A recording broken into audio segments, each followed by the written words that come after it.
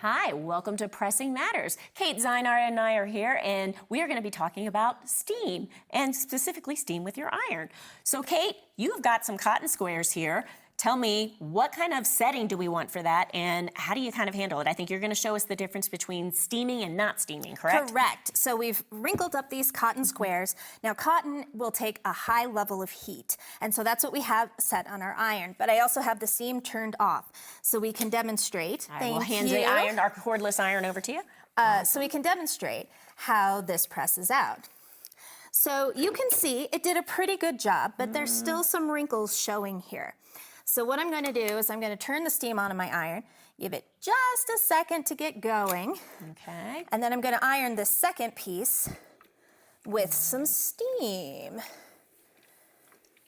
Oh yeah, you can tell already. Yeah. That's. Oh yeah, you can hear it too. Yeah, you can definitely hear it. You can definitely see the difference. So yeah, definitely if you have a fabric that can take steam, definitely use it. Now those are the ones that use high heat plus wool. If you're ironing something that needs a low heat, you should probably not use steam on it.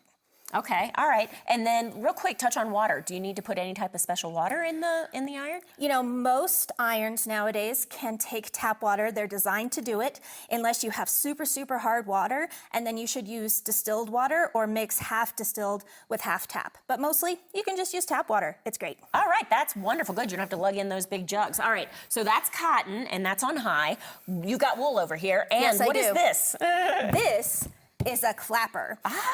And this is a great secret tool to know, especially when you're using steam. So I have some wool here. This is a thick Melton wool, and wool can definitely take steaming. You should use steam on your wool. But what happens is, even when you're steaming, a thick wool like this doesn't get a super sharp crease.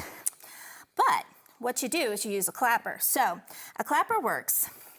You take it, you steam it, you get a good amount of steam into your fabric. Okay. And then you smack the clapper down real fast on top of your crease and hold it there with a little pressure for a little while. And what that does is it forces the steam out of the wool and the wood absorbs it.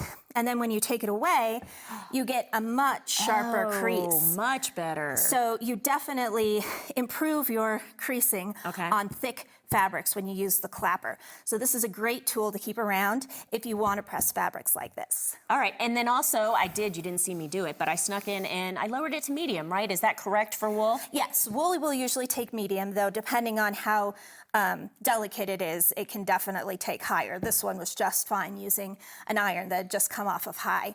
But usually you want to make sure for more delicate wools that you keep it down at medium. Great tips, Kate. Oh my goodness, so helpful.